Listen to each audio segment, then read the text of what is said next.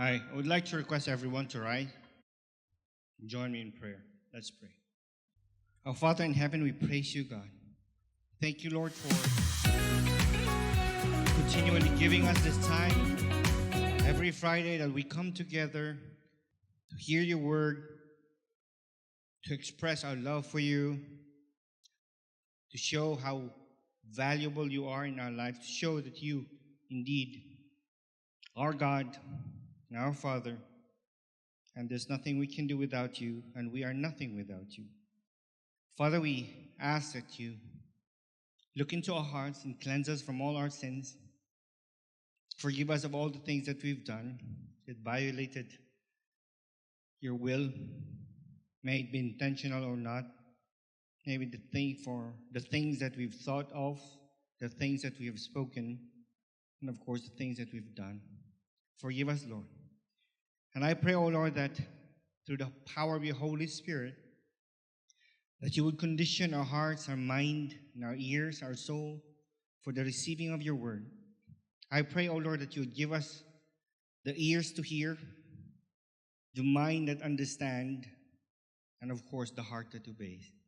So, Father in heaven, today we are corporately gathered to show you how much we love you. And I pray, oh God, the Holy Spirit will lead us, will take charge, and take over. In Jesus' name we pray. Amen. Amen. Good afternoon po sa ating lahat. So, kamusta po kayong lahat? Pwede po bang batiin naman po natin yung mga katabi natin, yung mga maaabot ng paningin natin, ngitian natin, i-welcome natin ang bawat isa. Welcome po sa lahat. Welcome po sa mga first time naming nakasama ngayong araw na to. Amen. Praise God. Indeed, what a blessed day na ibinigay sa atin ng Panginoon. Once again, the Lord gathered us as a congregation para muli ay alalahanin natin, i-declare natin ang greatness ng ating Panginoon. Throughout the Bible, sa Old Testament, sa New Testament, we read of the great things, amazing things na ginawa ng ating Panginoon. And He is the same God. He is the same yesterday, today, and forever. So today we remember how great our God is, that He is our refuge, our strength, our everything. At kasama po doon, sa pag-alala natin ng greatness ng ating Panginoon, is our remembrance and realization and acknowledgement as well, that His ways, His will, are also greater than ours. So yun po yung posture, yung puso na gusto nating mapanatili all throughout the worship service, na Lord, gusto po namin ang kalooban ninyo. Gusto po namin kayong makilala at mas mahalin sa aming mga buhay. So let's sing these songs to our great God. Praise you, Lord. We worship you, O God. We welcome your presence in our midst, O God. Truly you are great, Lord. Our refuge, our strength. Praise you, God. Sing to Him. Water He turned into wine. Open the eyes of the blind. There's no one like you. None like you. Into the darkness you shine. Out of the ashes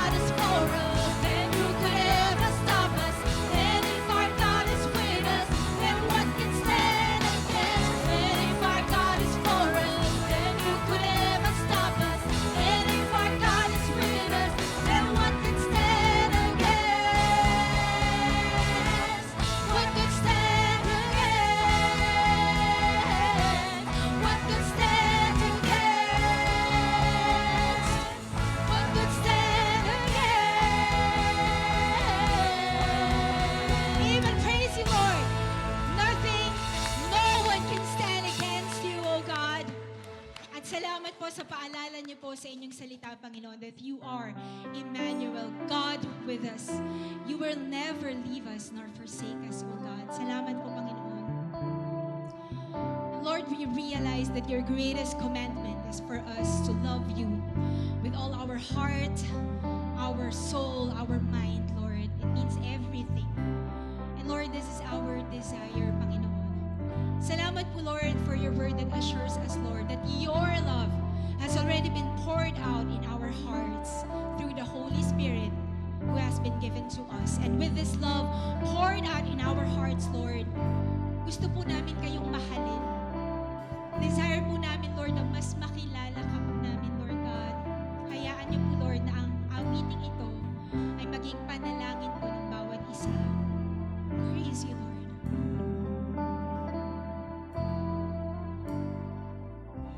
There is a longing only you can feel, a raging tempest only you can still.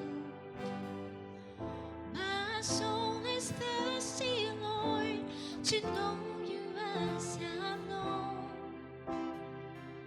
Drink from the river that flows before your throne. Take me deeper, deeper in love with you. Jesus, hold me close in your embrace. Take me deeper, deeper than I've ever been before. I just wanna love you more and more. How I long to be deeper in love. We seek you, O God. Sunrise to sunrise, I will seek your face. Drawn by the Spirit to the promise of your grace. My heart has found in you a hope that will abide. Here in your presence, forever satisfied. Take me deeper, deeper in love with you. Jesus, hold me close in your embrace. Take me deeper, deeper than I've ever been before. I just wanna love you more and more. How I long to be deeper in love.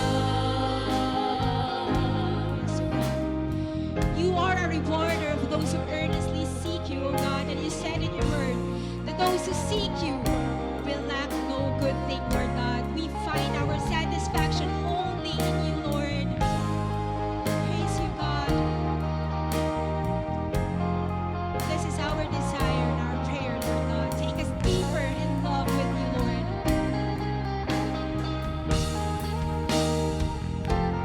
Take me deeper, deeper in love with you. Jesus, hold me close in your embrace. Take me deeper, deeper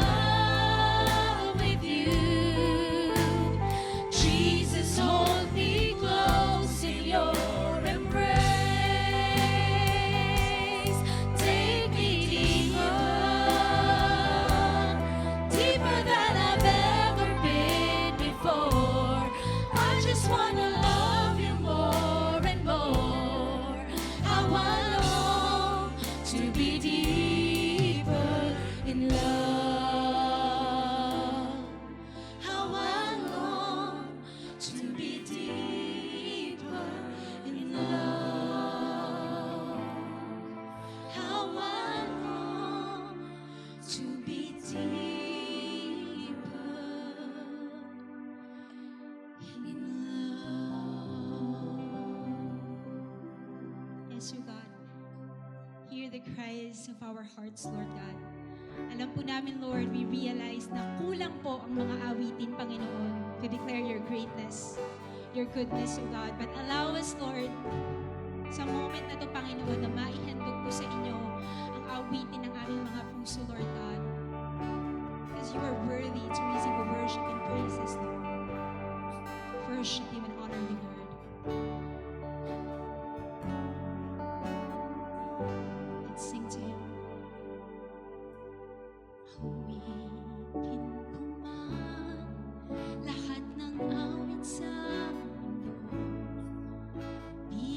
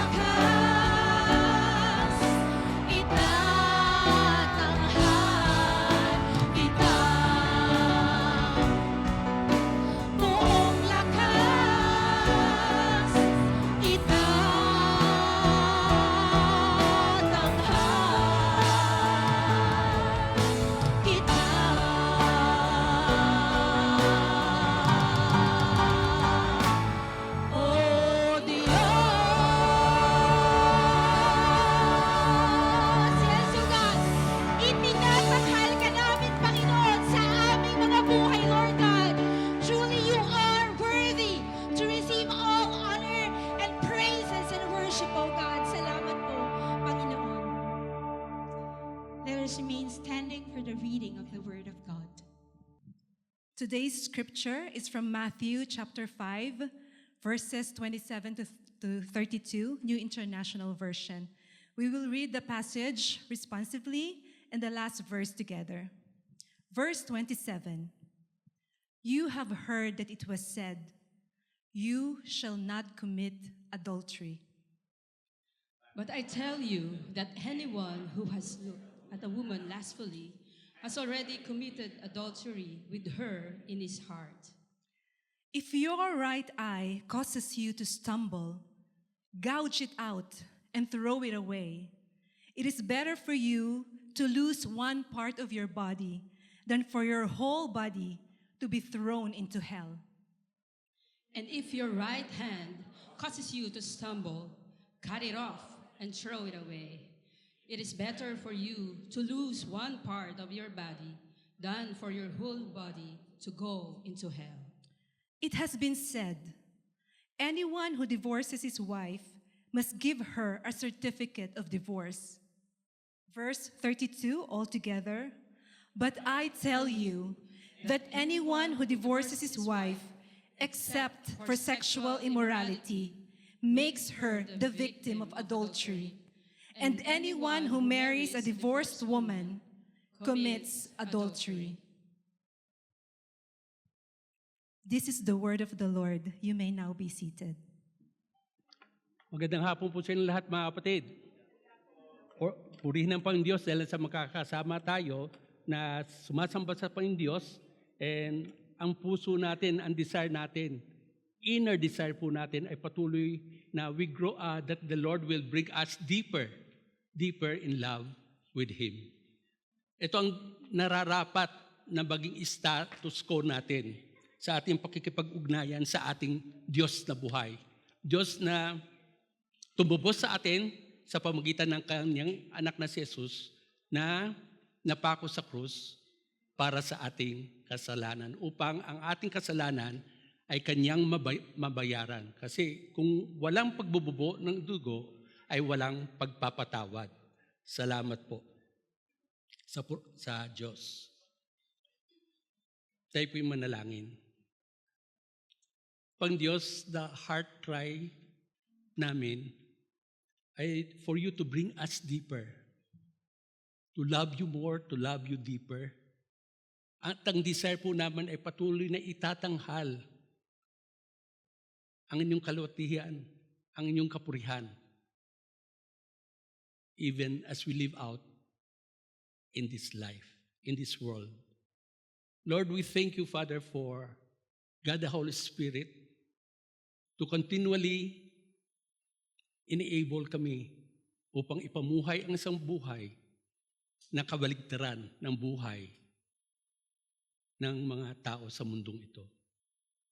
We pray na sila man na wala pa sa inyong karaharian ay mag-respond rin sa inyong pag-ibig. Cause them and cause us to continually respond sa inyong pagmamahal. In Jesus' name we pray. Amen. Para sa mga kaibigan po natin at maging sa mga kapatiran natin sa GIA, we would like to welcome you. At hayaan niyo po ay sama-sama po tayo mag-aaral ng salita ng Diyos. Lahat tayo ay matamang makikinig sa mensaheng kanyang inihanda para sa atin. Magpapatuloy tayo i-explore yung katuraan ng ating Panginoon Jesus. Napangunahan na ito ng ating Pastor Richard ng kanyang ipinangaral, ang unang antithesis ng ating Panginoon Jesus. In the first place, ano ba yung antithesis? Ang antithesis is actually a type or a figure of speech na kung saan mayroong dalawang statement. Una at ang ikalawa. At ang dalawang ideyang in-expouse nitong dalawang statement na ito ay contradicting sa isa't isa. At parang give me life or give me death. Parang ganon. Parang the best of the years and the worst of the years. Magkabaligtad. Kung hindi man magkabaligtad, may kaibahan. At kung titignan po natin, yan po ang sinasabi, during the time of Jesus, yung mga religious leaders ay, particularly itong mga Pharisees, ay may in-emphasize sa uri ng obedience tungkol sa kautusan, tungkol sa law, tungkol sa interpretation nila sa kapahayagan ng salita ng Diyos. At ang mga Pariseyong ito ay they focus more, or rather they focus on the outward obedience. Ngunit nang dumating ang Panginoon Jesus at kanyang pinapahayag ang ilan sa mga practices nila o kaunawaan nila at sina-challenge niya. At sinasabi, you have heard that it was said,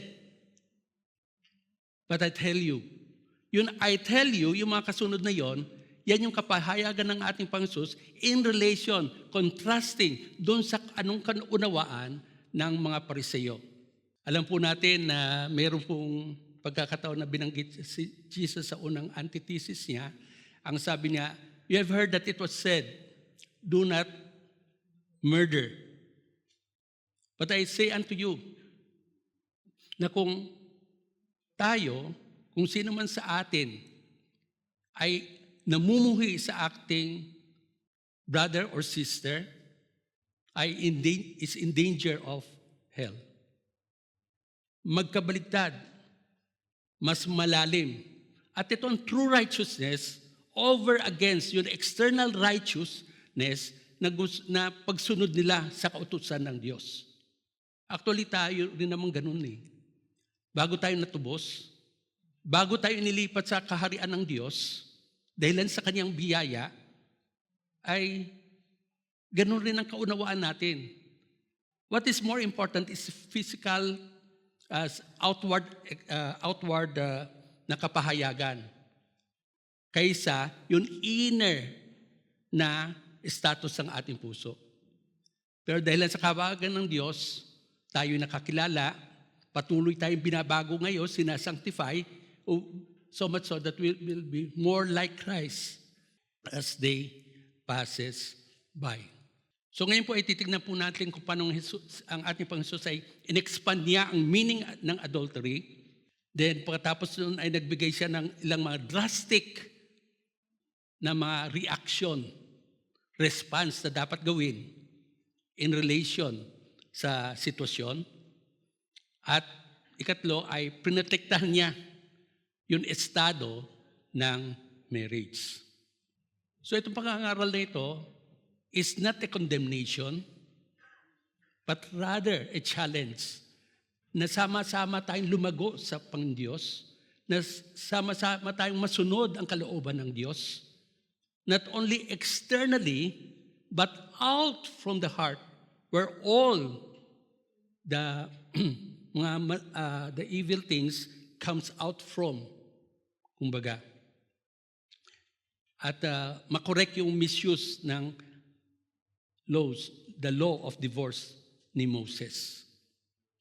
So, you have heard that it was said, but I tell you, meron pong 6 na antithesis ang ating Panginoon Jesus.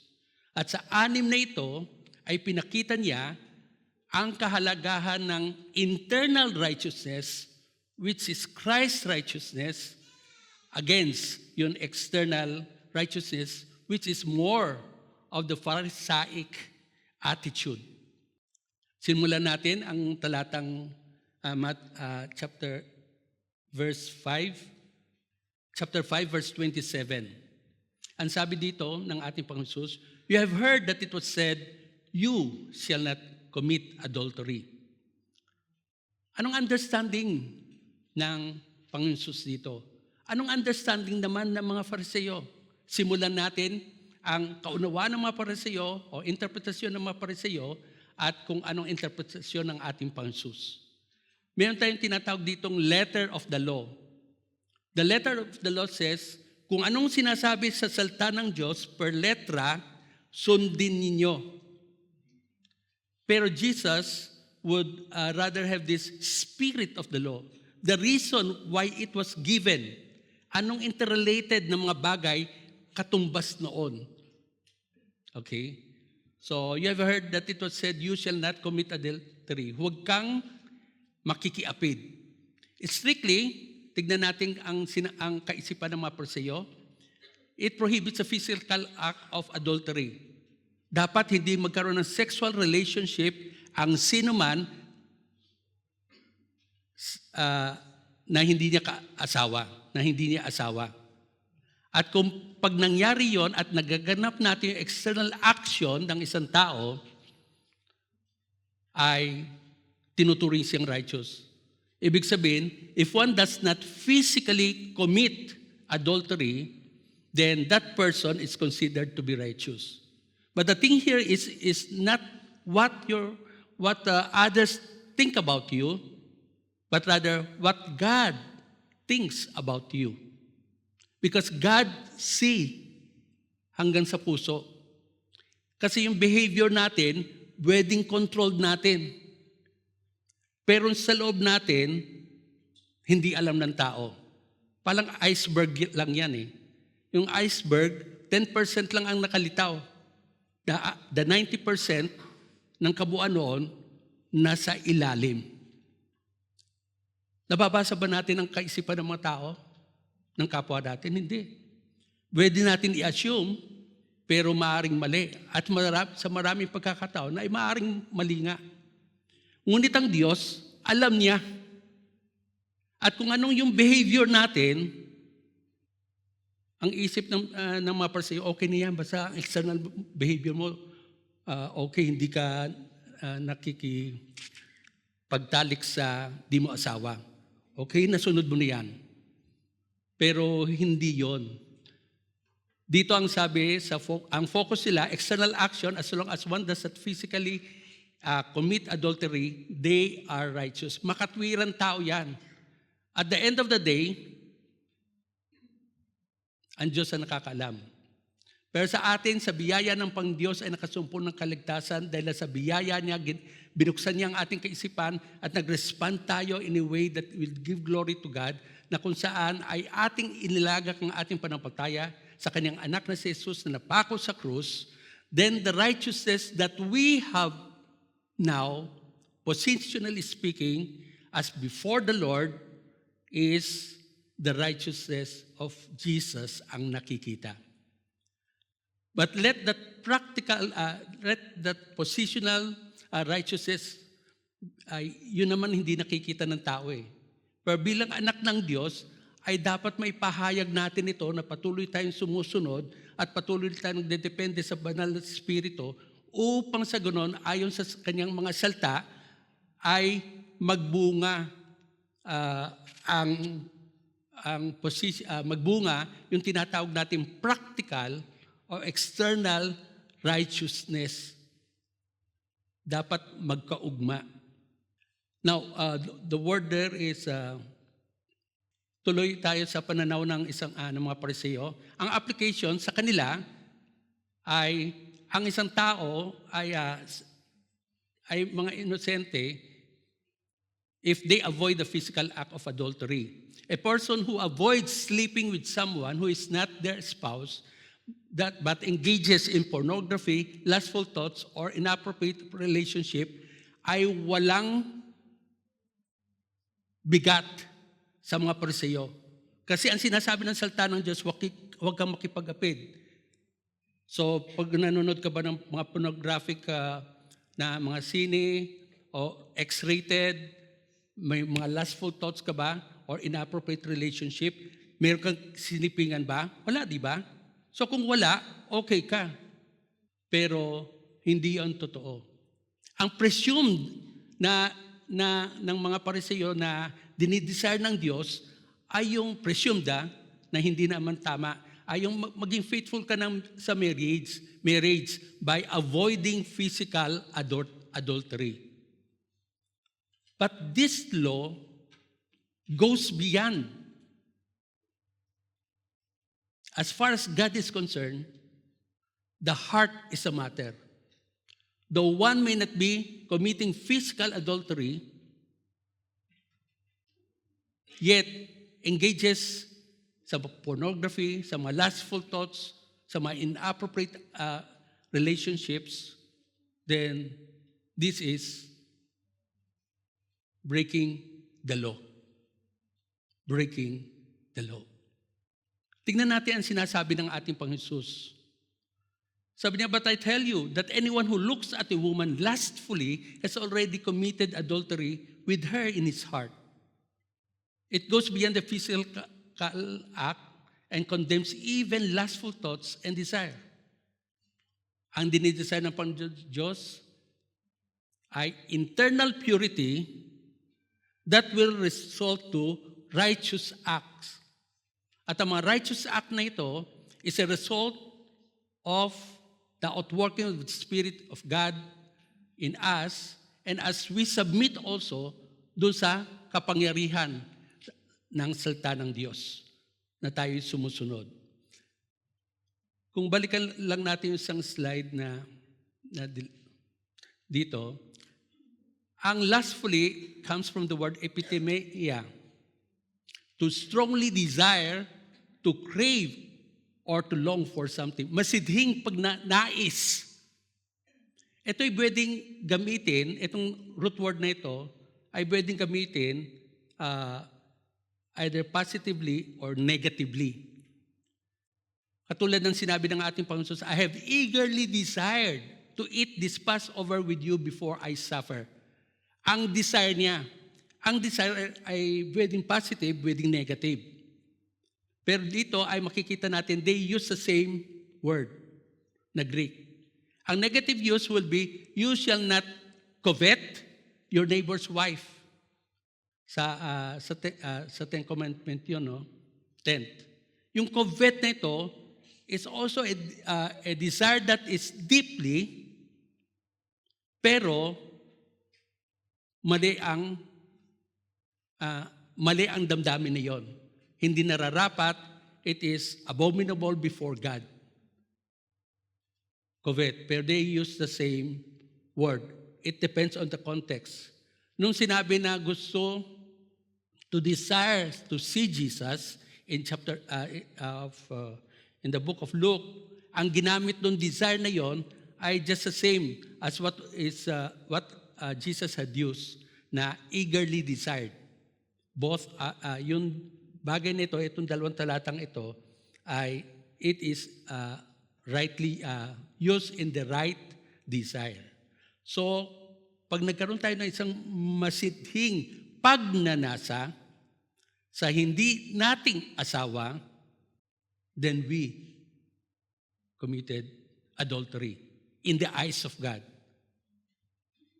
But as far as the people are concerned, they will not know it. They will not know it. So tignan po natin ang mga talata to substantiate itong kaunawaan na ito. Na ang kaunawaan ng mga Pharisees ay mali. At ang kaunawaan ni Jesus ay tama. In the first place, He will never be wrong. Because He is God. He is perfect man. Sabi dito sa Mark 7:20-23, He went out. What comes out of a person is what defiles them. For it is from within, out of a person's heart, that evil thoughts come. Sexual immorality, theft, murder, adultery, greed, malice, deceit, lewdness, envy, slander, arrogance, and folly. All these evils come from inside and defile a person. Nung pinanganak tayo, damaged product na tayo. Sa totoo lang, nang lumabas tayo sa sinapupunan ng ating mga ina. Walang sino man ang hindi damaged. Sinner tayo by nature. That is our fallen nature, which we have received from our father from Adam. Dito ay sinasabi lang ng ating Panginoon, yun, sexual immorality, yun adultery, galing sa loob yan. Okay? Then pagdating dito, but a man who commits adultery has no sense. Whoever does so destroys himself. Sinisira daw natin ang sarili natin kapag tayo nagko-commit ng adultery. Whether tayo ay Christian na, for a reason we fell, or nung hindi pa tayo Christian, na talaga naman sinasabihan rin ni Solomon na no sense, walang understanding. Hindi natin alam yung kahalagahan nito. Adultery damages not just relationship, but also one's soul and future. So let's say for example, ang isang karaniwang tao, nag-commit siya ng adultery, hindi pa siya nakakilala sa Panginoon. Kung magpapatuloy ang kanyang relationship, sa kanyang sitwasyon yan, at abutan siya ng kamatayan, then it has destroyed his future. Right? Kapag ang isang mananampalataya, nag-commit ng adultery, in the sense, in some point in life, ay nangyari yon, kinakailangan niya lumapit sa Diyos. Bakit? Mananampalataya na tayo, tinubos na tayo ligtas na tayo Bakit pa tayo nahulog sa kasalanan niyan? Ano ba ang nangyari? Ba dapat magsisi tayo?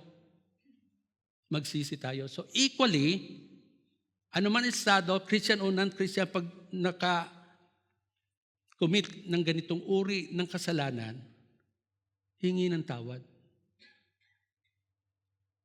Hingi ng tawad sa Panginoon.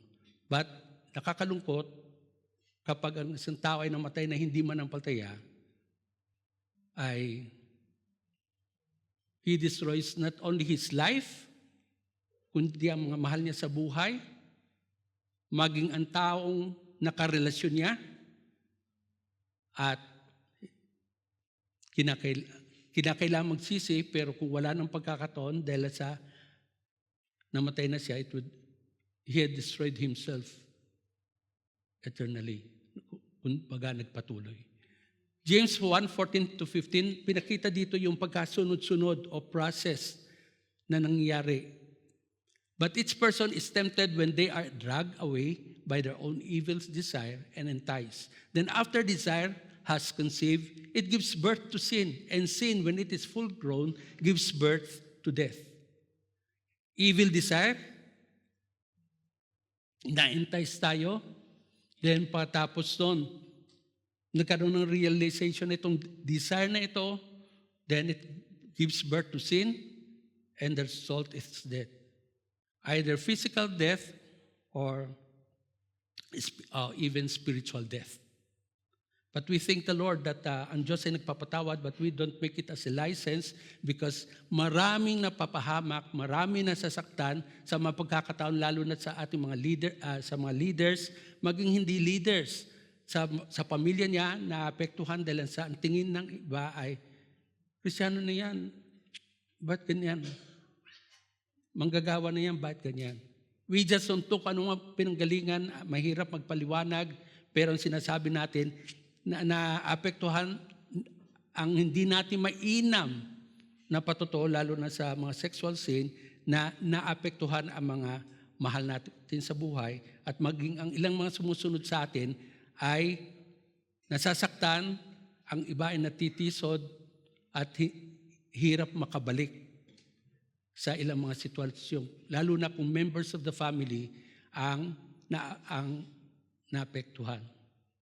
Pero andito si Job, ang sabi niya, I made a covenant with my eyes not to look lustfully at a young woman. Alam niya na mga mata natin, kung hindi natin babantayan, kung hindi natin gwagwardyahan, kung hindi natin, lalo na bilang mananampalataya, kung hindi natin sasubmit ito sa kapangyarihan ng ating Panginoon Jesus, sa gabay ng Banal Espiritu, then it is but easy. But this Job, the ancient Job, he had made a covenant. A covenant is a promise. But in the olden times, when you say a covenant, it's parang weighty yun. Higit na weighty yun. Kaysa yung promise, ngayon ang promise, isasin ko na lang Diba? Pero sa Diyos, sa saltang covenant, isa siya sa Diyos in that sense na nakipag-agree siya, nagpasailalim siya sa isang agreement na hindi siya titingin lustfully at a young woman. Not to look at a young woman, but to look lustfully at a young woman. Kung kaya, sabi ni Apostol Pablo, finally, brothers and sisters, whatever is true, whatever is noble, whatever is right, whatever is pure, whatever is lovely, whatever is admirable, if anything is excellent or praiseworthy, think about such things. Magdwell tayo sa ganung mga kaunawaan, sa ganung mga bagay. Huwag natin hayaan ng ating mga kaisipan ay kung saan nagdwedwell. Ingat tayo sa ating paggamit ng ating mga sa social media. Maraming magagandang bagay at nakakatulong magmula sa social media, pero marami rin mga bagay na makakasira sa atin. Sa mga kabataan na rito, sa mga katandaan na ilan sa atin, at sa mga in-between, lahat tayo. Kung hindi tayo magpapasalalim sa Espiritu ng Diyos, kung gagamitin natin ay ang kaunawaan ng mga Pariseo na hindi natin gawin, na hindi natin sasabihin, wala namang prueba. May nakakita ba? Ang Diyos nakakakita. Para sa mga Pariseo, ang righteous ay basta hindi mo na-break ang law externally, sa pamagitan ng iyong external behavior. Yung nakikita. But God looks doon sa kung saan nagsisimula ang kasalanan. Kaya doon sa nagsisimula ang kasalanan, doon pipigilan na natin. Habang tayo nakakakilala sa Panginoon at habang tayo lumalalim sa pag-ibig ng Diyos, ay lalo't higit natin gusto ang Diyos at ayaw natin sa kasalanan. Tumatalikod tayo sa kasalanan. Katulad kay Joseph, when there was a temptation, tumakbo siya palayo kay Delilah. Yan po. Potiphar pala. Joseph, no? O si Samson, hindi naman siya, lumingon siya, nagpatuloy siya. Yon. Tignan niyo mga kapatid, itong sasakyan na ito, isa rust-proof, isa hindi rust-proof. At makikita natin yung rust-proof, not rust-proof, kalawang. As a result of mga oil o mga tubig, na dadaanan in the long time ay nagkakaroon ng rust. Ang lust ay rust. Hindi maaring nakikita, natatakpan ito, pero sisira yan sa atin. Ingat tayo mga kapatid. Sinasabihan ko rin ng sarili ko at pinalalahanan ko rin kayo magmula sa salita ng Diyos, lahat tayo mag-ingat. Dahil sa ang kalawang ay nakakasira. At ang lust ay hindi ka agad-agad nakaka-apekto, immediately nakaka-apekto yun sa relationship, sa fellowship natin sa Diyos bilang mananampalataya. Pero kung kailan mangyari na makikita ito ng ibang tao, matagal. And you know, sa ilan mga kapatiran natin, si Ravi Zacarias, I would understand, and so as I would understand also kay Steve Lawson, sa mga inappropriate relationship nila, maraming hindi nakakakita. Nung mamatay na lang si Ravi, doon nalaman. Pero alam na mga leaders nila, kay Steve Lawson, habang buhay siya. And I hope na hindi tama ang pagkakaunawa ko at nakakarating sa atin. So ang last, nagsisimula yan sa loob, palabas. So magiging maingat tayo. Kaya sinasabi ni Jesus Christ, hindi lamang yung physical na relationship mo, extramarital relationship. Rather, na walang makita sa iyo, okay ka. Pero as far as God is concerned, kasalanan yon. Ang tubig po, mayroon isang tao daw uminom ng tubig in the muddied pool. Muddied pool. Uminom siya, naapektuhan siya. Ngayon napag-alaman niya, eventually, yung palang muddied pool na yon, yung water sa muddied pool, pwede palang idaan sa filtration, water filter. Ngayon ang water filter sa ating buhay ay ang salita ng Diyos. Huwag natin hayaan na maging tahimik ang salita ng Diyos sa atin. Ready yan, bukas yan. Open yan para sa atin. For us to be ma-filter ang ating kalooban. So, Paalala lamang po, is your quiet time too quiet? Nawawala ang Bible mo. Hindi mo alam kung asan. Buti na lang ang Bible ngayon nasa mobile phone na. Ang telepono, hindi mo makakalimutan. So to summarize that part, Jesus teaches that true righteousness is not just about avoiding the act of adultery, but about having a pure heart and mind. Tulungan tayo ng Panginoon Diyos na ma-maintain natin yung pure heart and mind. Di ba, Maya? A pure heart, that's what I long for. I-desire natin yon. Yes, pumapasok kuminsan ang kasalanan. At maraming pagkakataon. Pero hindi mo pwedeng pigilan ang ibon na lumipad sa ibabaw ng ulo mo. Pero maiputan ka, pag magdadaan ka sa manama, pero may nakikita ka na bang tao na may net sa ulo niya at nagitlog na doon yon ibon? Wala pa, pero ganon. Nagsisimula, mga kapatid, na magkaroon tayo napatawsa tayo magkaroon ng relationship sa ating Panginoon Jesus, ng fellowship sa ating Panginoon Jesus, ay kinakailangan antabayanan natin ang heart natin to continually be pure. Tulungan tayo at kung nagkamali tayo, in no matter of time, hingi tayo ng tawad sa Panginoon, down deep from our heart, at tumalikod kagad sa kasalanan. Then, ang sumunod na talata, sabi ni Jesus, if your right eye causes you to stumble, gouge it out and throw it away. Now, this is actually a figure of speech. Anong tawag dito sa figure of speech ito? Ha? Hindi metaphor. Hyperbole. Yun, exaggerated speech. Pero ang gusto lamang ay for emphasis. Para makatawag ng pansin. At yan yun ang sinabi ng ating Panginoon Jesus. Tanggalin mo. Figuratively speaking. Because He's not actually supporting or endorsing self-mutilation. Body mutilation na ginagawa ng ilan mga tawag natin doon, mga religions. Ilan mga sumusunod sa kakatuwang mga religions. Actually, ang meaning nun ay removing anything that leads to sin, especially lustful desires. Lustful desires. So, andito, create in me a pure heart. Yan ang gusto ng Diyos. Yan ang desire ni David na ugmugma sa desire ng Diyos. Ng mga nilalang niya, ang kanyang mga anak, ay magkaroon ng pure heart. Even as we undergo sanctification process.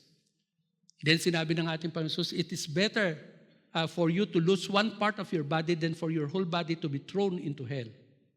So, emphasis rin yun. No?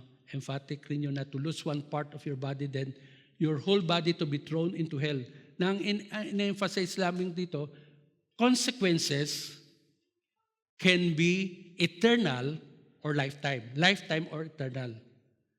Kaya ang mga consequences na ito ay dapat natin isipin muna bago natin gawin. In the first place, hindi natin dapat mag-entertain sa ating kaisipan ng mga bagay na makakasira sa kaluluwa natin, sa ating patotoo, makaka-stumble sa mga mananampalataya, at pagtatawanan tayo at ang Diyos natin, quote and unquote, they will be mocking God when God has nothing to do with our sins, actually, in relation to that. He is expecting us to live out ang ating pamumuhay Kristiyano. So, paano natin apply ito? Avoid situations that trigger sinful thoughts like pornography, unholy relationship. And encourage personal yon. At sa ating bilang mga community, sa church, sa mga kaibigan natin, sa circle of friends natin, sa mga circle sa mga kapatiran natin, which is the church, encourage purity and holiness in relationship. Immediate gawan ng paraan Huwag patagalin. Nagsisimula pa lamang, putulin na. Upang sa ganon, hindi lumalim pa ang mga sitwasyon. Jesus command, and if your right hand causes you to stumble, cut it off and throw it away. Yun ang sabi ng ating Panginoon Jesus. So ang panawagan is a holy life free from sinful actions. Hands, ginagamit natin. And so ang panawagan ay isang buhay that is free from sinful action. So ganun rin, physically cutting off the hand to stop sinful action is a wrong understanding, but rather removing actions or behaviors that cause sin sa ating mga buhay. Sabi ni, ano ba sinabi ni Pedro? Sinabi niya, itinala niya, as it is written, kinote niya, yung sinabi ng Panginoon Jesus, ng Panginoon Diyos, Yahweh, be holy because I am holy. So, ang warning dito naman ay tungkol sa, it is better for you to lose one part of your body than for your whole body to go into hell. So, yung eternal consequences. So, ang panawagan sa atin ay sinful actions, stop it. And ang application sa community, take action to remove sin from communities. Ayon sa salita ng Diyos, if needed. According sa panawagan ni Paul. So itong mga talata, Colossians 3:5, put to death. Sa King James Version, ang tawag dito, mortify. Therefore, whatever belongs to your earthly nature, sexual immorality is one of those which is part of our earthly nature. Itong taong ito ay may gangrene. May gangrene siya. Hindi ang kanyang sugat ay hindi gumaling. Kinakain na hanggang sa anong gagawin? Haya na lang ba yan? Ang kasalanan, haya na lang ba yan? Personally, haya mo na bang ang kasalanan ang mag-domineer sa iyo when in fact you are, that greater is He who is in us, that we have even the power of the Holy Spirit who is a third person, who is in us, who can enable us to shy away. If not shy away, kasi nahulog na, no? Na hindi na iputol kaagad ang kasalanan. Upang sa ganun, whether it's attitude or action o nasa mind, upang sa ganun ay hindi maging gangrena. Ang taong ito, naputulan ng as an example lamang, naputulan ng kanyang paa. Kung hindi niya, kung ito yung kaso niya, gangrena, kung hindi niya pinaputol ang kanyang paa, patay na siya even before, patay na siya. Hindi na ngayong madudugtungan ang kanyang, kumbaga, itong artificial leg. So, pagdating sa kasalanan, so this is not a condemnation. It is for us to be encouraged to look at sin as Christ sees it, and to make available ang mga karambatan, mga aksyon upang sa ganon hindi umapekto sa iba. Una sa kanya, sino man siya, kapatiran man o kay kapatid natin o kaibigan natin na hindi pa nakakilala. Kung masasabihan natin, sabihan natin siya, tulungan natin siya, dalhin siya sa Panginoon. We just don't let it go na wala tayong pakialam. Kapatid man ito, kapatiran man ito, o kakilalaman natin ito. So, sabihan, so I say, walk by the Spirit, and you will not gratify the desires of the flesh. For the flesh desires what is contrary to the Spirit, and the Spirit what is contrary to the flesh. They are in conflict with each other, so that you are not to do whatever you want. Noong naging Kristiyano tayo, hindi na kahit ano gusto natin gawin, pwede na. Kasi papatawarin naman tayo. The consequence of sins, hindi lang ikaw. Mapagdududahan ka pa nga, Kristiyano ka ba in the first place? At kung hindi man, nakaapekto ito sa ibang mga tao rin. Walk by the Spirit because there's freedom in walking by the Spirit. Huwag na tayo magpatali dun sa dating master natin. He is no longer our master. We have Jesus as our master. He's our Lord. Let him be enlarged, so to speak. Kumbaga, lalong makilala siya, lalo siya mapapurihan na ginagamit tayo ng Diyos para mapapurihan ng kanyang pangalan. Walk by the Spirit. Therefore, I urge you, brothers and sisters, in view of God's mercy, anong kapahayagan ni Apostol Pablo? I-offer daw natin ang ating katawan bilang buhay na sacrifice, holy and pleasing to God. This is your true and proper worship. Proper worship, true worship.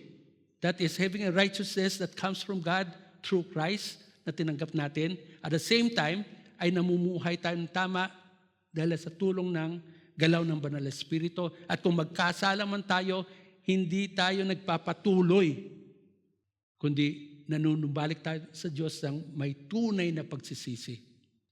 So in a nutshell, ito yon. Jesus' words in Matthew 5:29-30 are not meant to be taken literally, but it emphasizes the radical measures needed to fight sin. Ang sin, hindi mo kinakaibigan yan.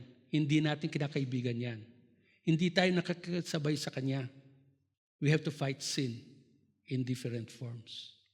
He calls us to remove anything, thoughts, habits, relationship, or actions that lead us away from God. Ang hirap mawala sa Diyos. Pero hindi dapat tayong umalis. Kailangan natin ang Diyos. May kapayapaan sa Diyos. True joy. Bibigyan tayo ng true righteousness. He will continue to change us from glory to glory.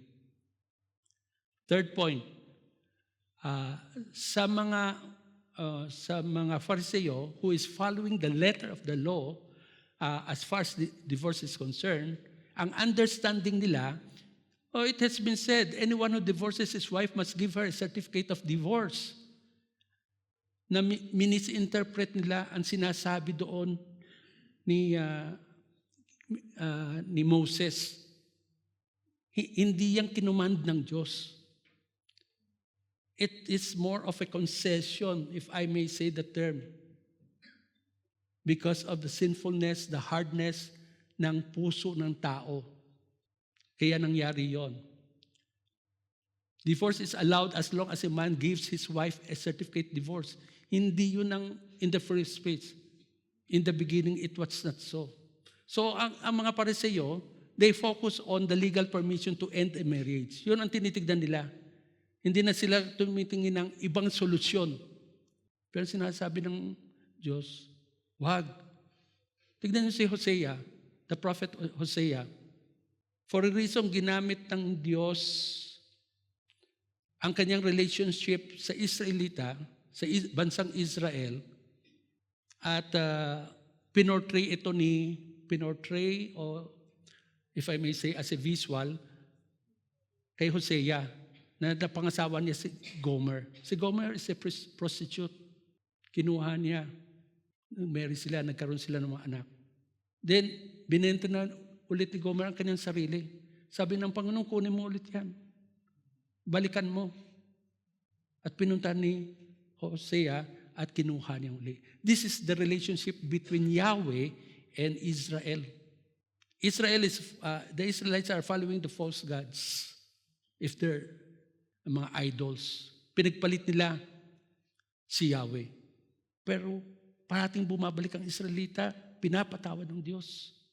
Pero at least ang sinasabi dito ni Jesus ay, kung magkaroon man ng divorce, it is because of sexual immorality.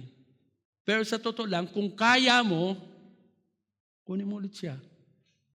At mamuhay ulit kayo. At bigyan ng pagkakataon. Kasi yun ang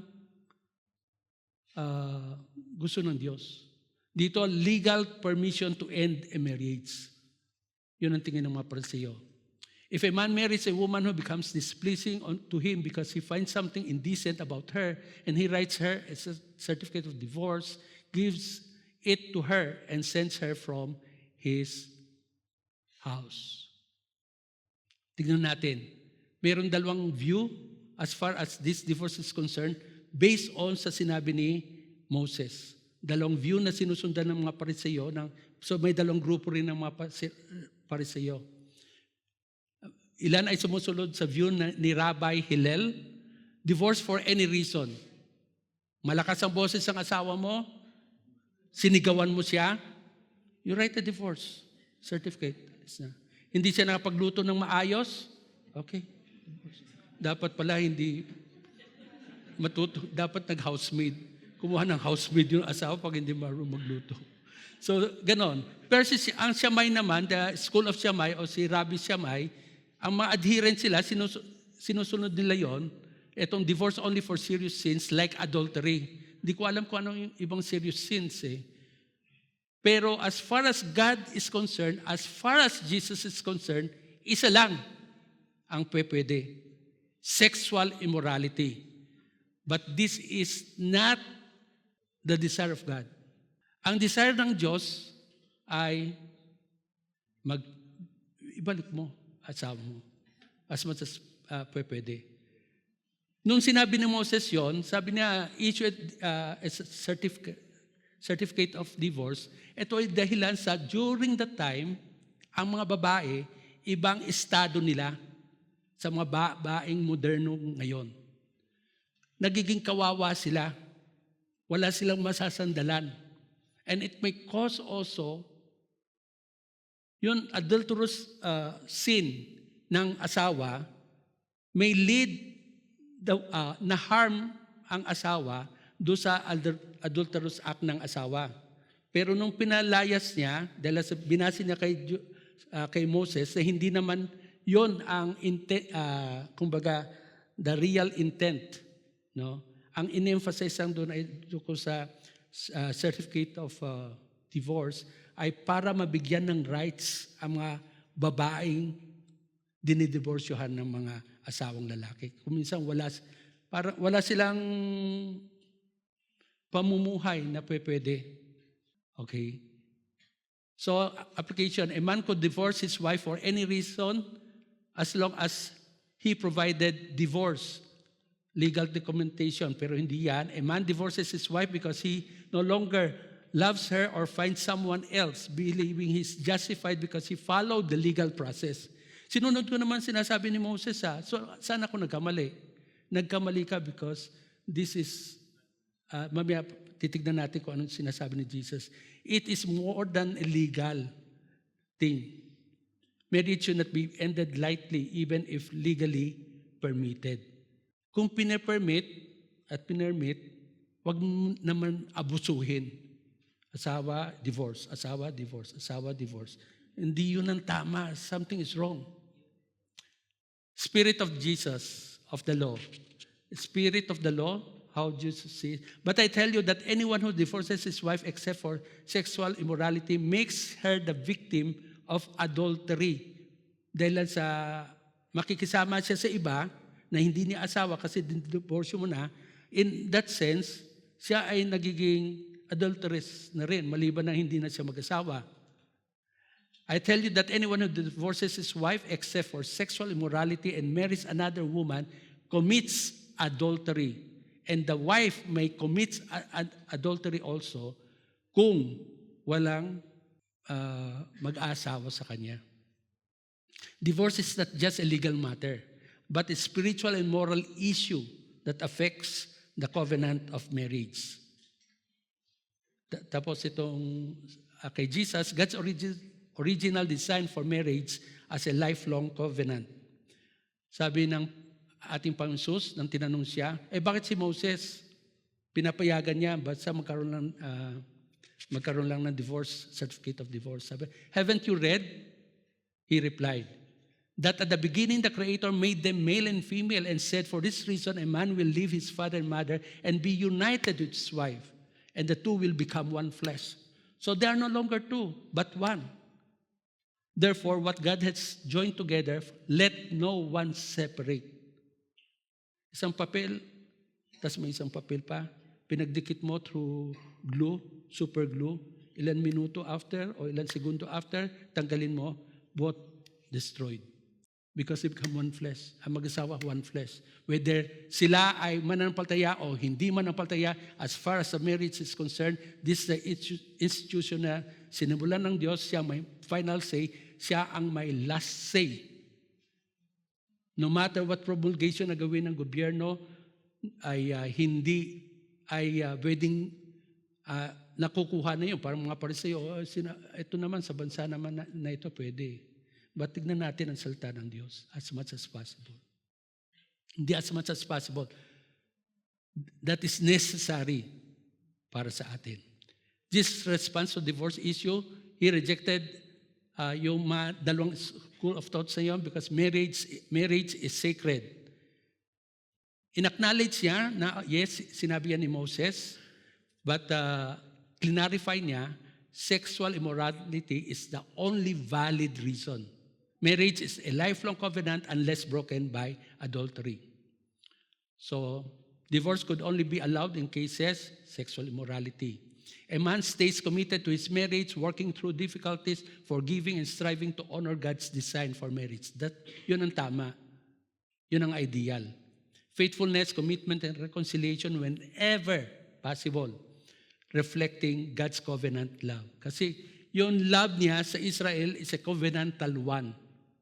Yung covenant ni Job sa Diyos patungkol sa kanyang mga mata is a promise niya sa Diyos. It is a covenant. Torn marriage. Narito ang isang couple, they spend years building a beautiful house together. Nag-invest sila ng time, ng money, pati ng love. Dumating ang isang araw, nagkaroon ng tulo sa roof.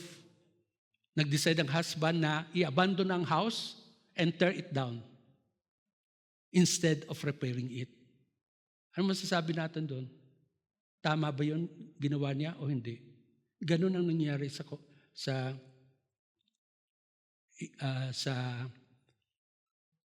relationship that ends sa divorce. Jesus teaches that divorce is not just a legal matter, but a spiritual one. While Moses permitted divorce due to human hardness of heart, Jesus emphasizes that God's ideal is lifelong faithfulness. Lifelong faithfulness sa mag-asawa. Remain in me, and as I also remain in you. No branch can bear fruit by itself. It must remain in the vine, neither can you bear fruit unless you remain in me. Let's remain in God. Let's, kumbaga, i-pursue natin ang purity. I-protect natin ang marriages natin. This is what God wants. Let's submit to Him. Let us pray. Father God, we would like to thank you sa kapahayagan na binigay niyo po sa amin. Sa paalala para sa amin, para sa karamihan po sa amin. And we pray na we will be brought deeper in love with you. That we will shun from the sinful flesh and follow, walking in the Spirit. Lord, i-protectan niyo po ang bawat bawat marriage ng mga kapatiran.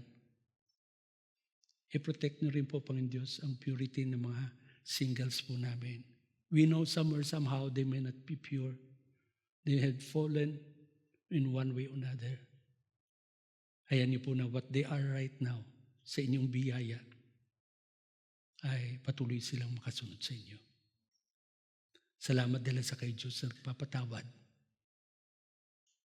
Ang isang kasalanan ay hindi pipigil para sa amin na hindi bumalik sa Diyos at magpatuloy na may pagsisisi at magsimula muli. Lord, heal our relationships, mga marital relationships. At salamat po sa at hayaan niyo po na kung paano niyo tinignan ang marriage relationship as a symbol between the love of Christ to His church, His body. To this body we are. Hayaan niyo po na spiritually, we will keep on lifting your name up and be salt and light of this world na pinoprotekta ng marriage. And we pursue individual purity sa aming kaisipan at sa mga gawin namin. In Jesus' name we pray. Amen at amen. God bless po.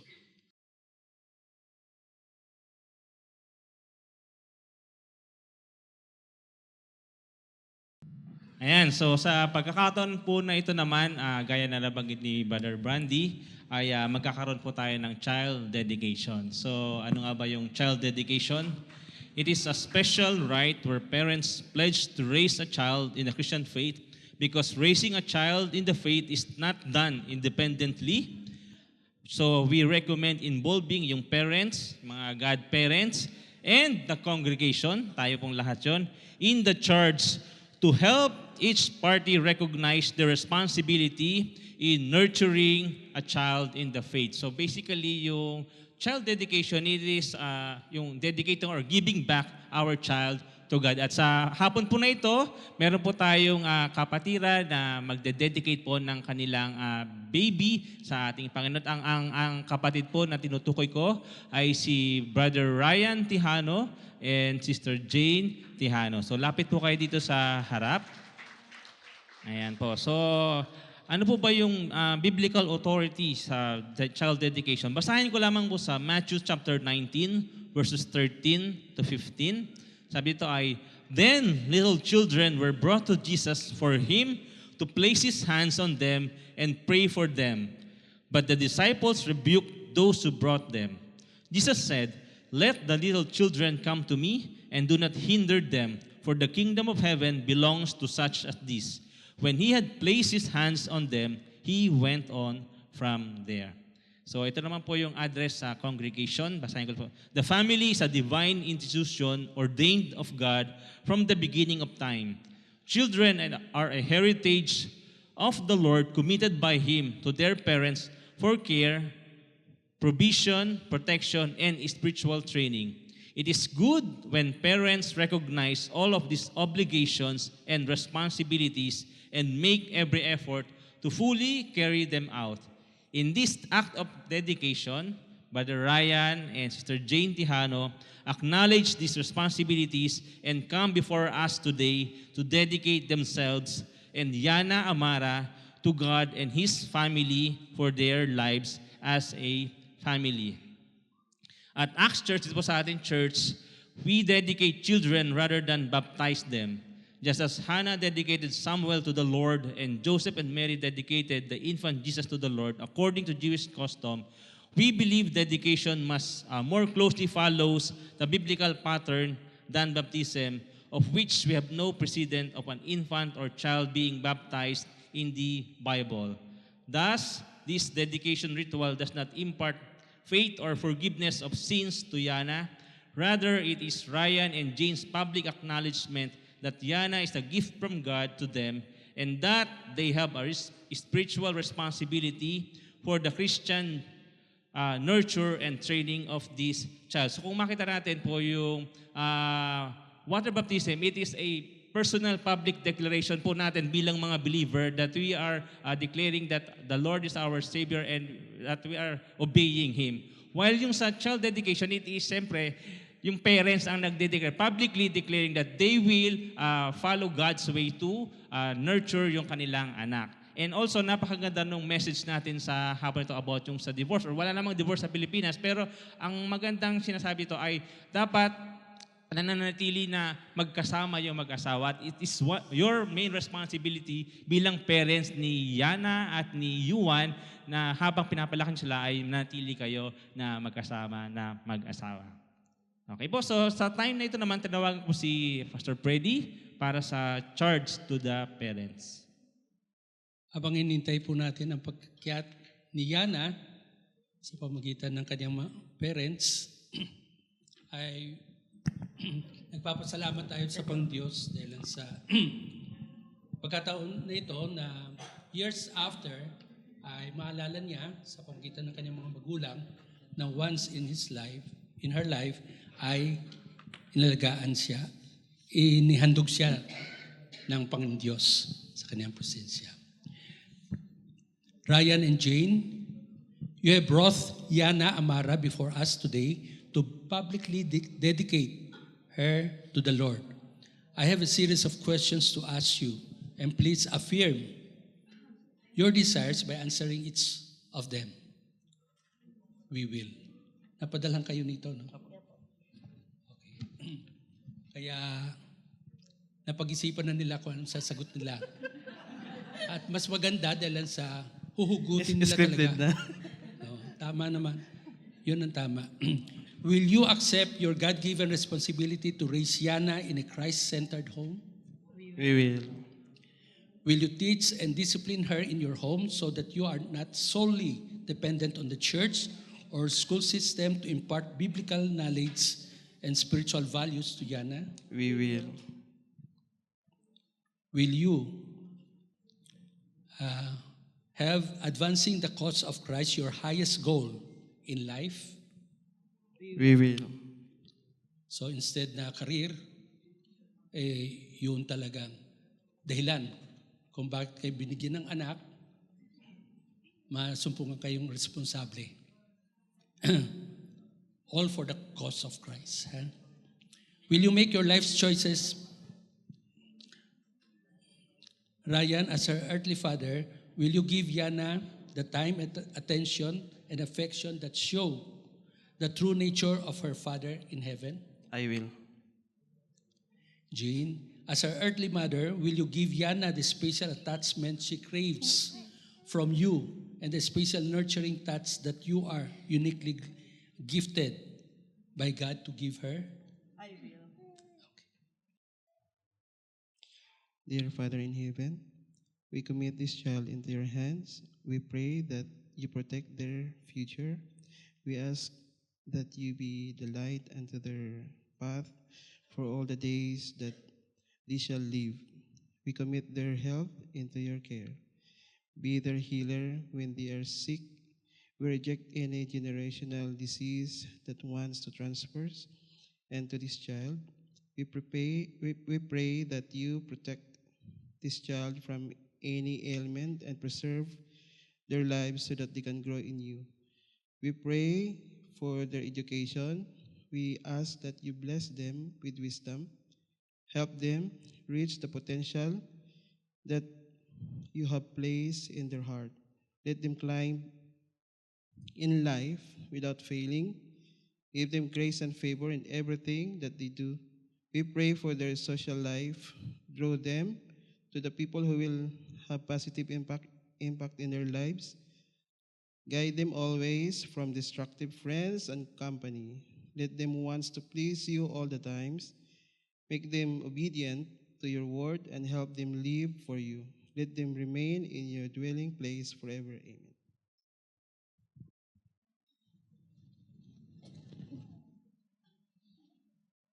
Let's pray. Salamat po, Panginoon Diyos, sa pagkakalob niyo po ng ikalawang anak, kina si Brother Ryan, pati Sister Jane. Salamat po sa katauhan ni Yana na it's your plan para magkaroon rin sila ng daughter. At ang kahilingan po namin in response sa panalangin sa inyo ng aming kapatid na Ryan bilang ama, ay patuloy na pagpapalain niyo po sila, pamilya, most specifically ang parents ni Yana, na bless niyo po sila upang maging daluyan sila ng pagpapala at lahat ng mga plano na meron kayo para kay Yana magkaroon ng kaganapan. Even as magsik sila ng inyong kalooban para sa pagpapalaki kay Yana. I-bless niyo po si Yana, Panginoon Diyos. Salamat po sa pagmamahal niyo po sa kanya at salamat po sa kapamaraanan na magiging pagpapala rin siya sa kanyang mga magulang at sa kanyang Kuya Yuan. Bless her, Panginoon Diyos. We thank you, Father, for this day, for this dedication service na naganap para sa natatanging araw na ito. In Jesus' name. Amen.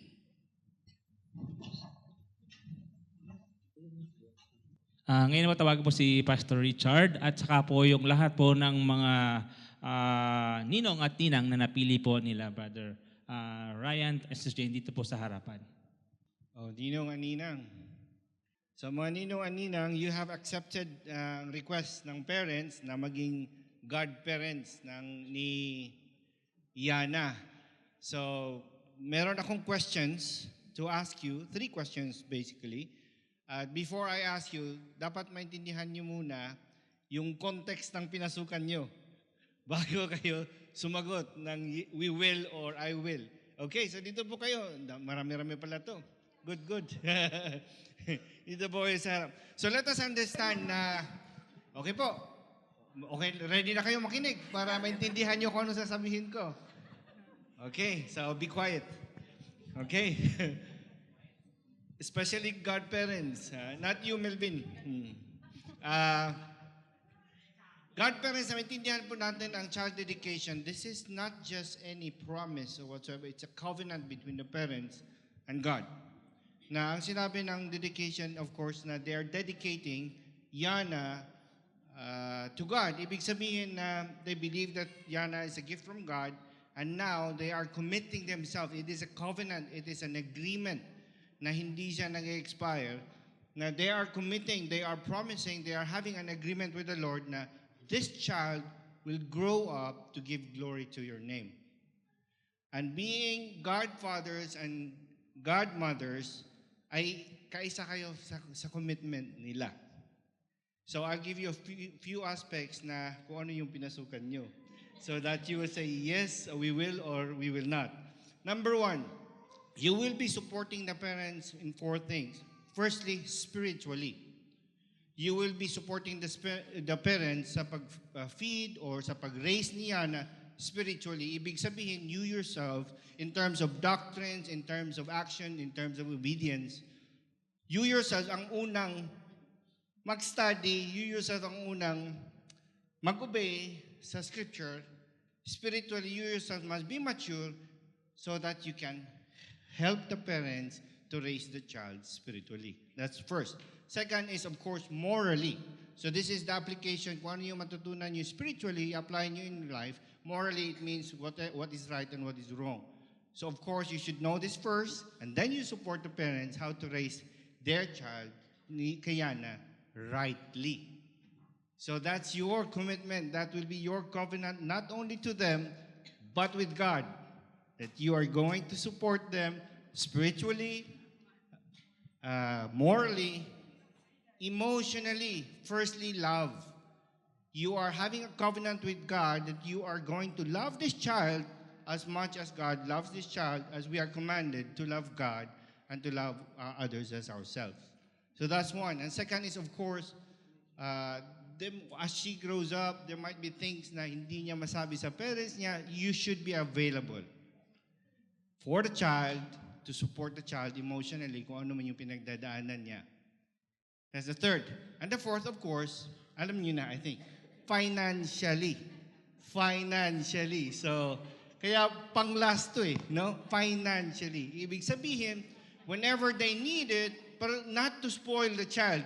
So, dapat malaman nyo din kung how are the parents doing financially? Are they doing it wisely? Are they doing it biblically? Or hindi, no? So you are not just there to give the money, but also to give advices in case they are not handling their finances well. At if they're handling their finances well, but it's the will of God that they really need your support in terms of Yana's education, food, whatever, you should be there financially to support them. Of course, kung able naman kayo. And that is the covenant you are going to make with them and with God. So, naintindihan po natin. Okay, now I'm gonna ask you 3 things, and maybe you still have time to back out. If you want. Pag hindi, just say we will. Okay, number 1. In accepting this role, will you regularly pray for Ryan, Jane, and Yana? We will. Pakilista kung sino yung nag-will. Number 2, nakalagay dito as close relatives, but either you're close relative or not a relative of the family, will you conduct your lives in a way that reinforces the biblical values that Yana is taught in her home? And thirdly, if in the future Ryan and Jane are not available for Yana, will you do everything in your power to help her follow Christ? Yun lang po. So, it's good that you understood na what you're getting into and you are fully committed. Ayan, palakpakan natin sila. Ayan, makaupo na kayo. Pwede, dyan na muna pala kayo. And the rest of the congregation, pwede po bang tumayo kayo? So, dyan na muna kayo mga ninong at ninang.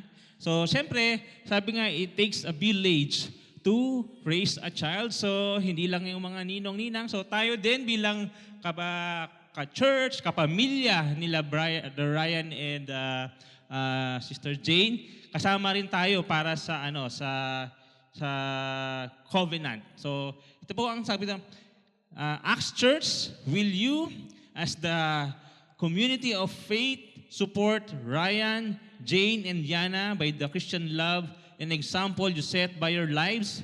If so, please say, we will.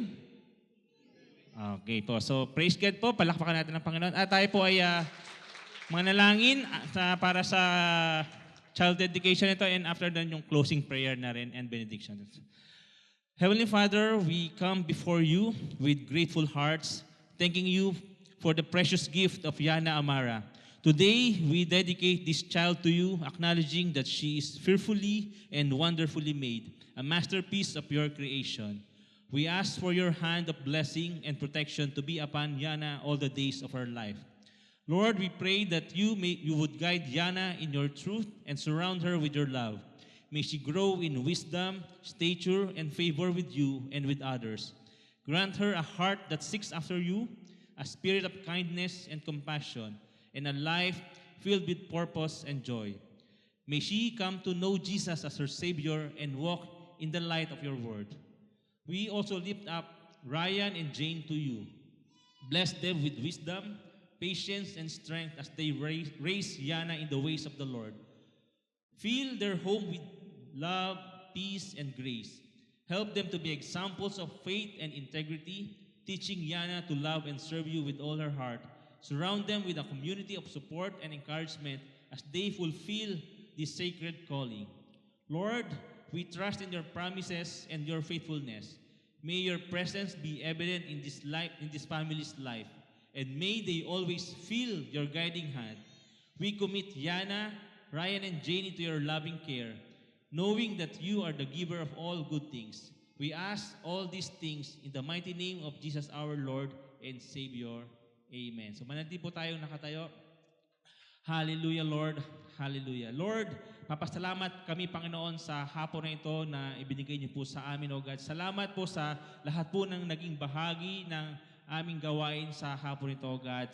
Simula sa aming awitan hanggang sa pakikinig ng iyong salita, O God, at maging sa dedication na ito, O God. Lord, salamat po sa inyong paalala sa amin kung paano i-guard namin ang aming mga puso, O God. Lord, we pray that you will guard our hearts, Panginoon, that there will be not even a hint of any sexual immorality or lustful thoughts sa aming mga buhay, O God. Lord, patawarin niyo nga po kami, Panginoon, kung may mga pagkakataon na nadadaya kami ng kaaway, Panginoon, O God, at nahihina ang aming mga kaisipan, Panginoon, O God. Lord, patawarin niyo po, Panginoon, ang bawat sa amin, O God. Nawa, Lord, patuloy na ma-protect namin, mag-guard namin ang aming purity, O God. At hindi kami, Panginoon, tumingin ng may pagnanasa sa aming kapwa, O God. Lord, gayon din po sa mga bawat pamilya, mag-asawa na narito, O God. Lord, patuloy na i-protect mo din po ang marriage po ng bawat isa, O God. Manatili po, Panginoon, na nagsasama, nagmamahalan po ang bawat pamilya at mag-asawa, O God. And we also pray, Lord, yung purity po sa aming mga singles, sa aming mga kabataan, O God, sa mga bata, Panginoon, O God, na Lord, patuloy na isik po namin ang iyong kalooban, O God. Patuloy na i-guard mo po ang kanila ding mga puso at isipan, O God.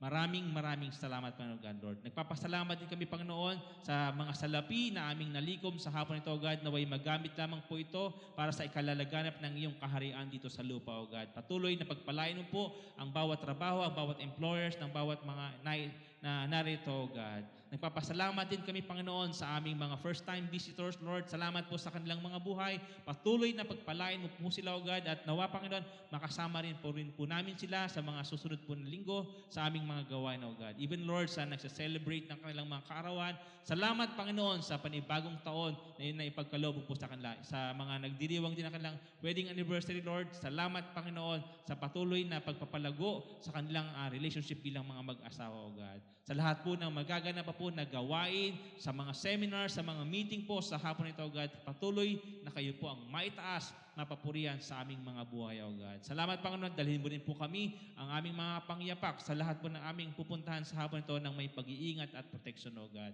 Maraming salamat po sa inyong pag-iingat at protection sa amin, O God. At mga kapatid, ating tanggapin ang walang hanggang pagmamahal ng ating Diyos Ama, ang pagliligtas ng Diyos Anak, at ang pakikipisan at ang pag-aliw ng Banal na Espiritu ang mapasa atin ngayon at magpakailanman. Amen and amen. God bless po.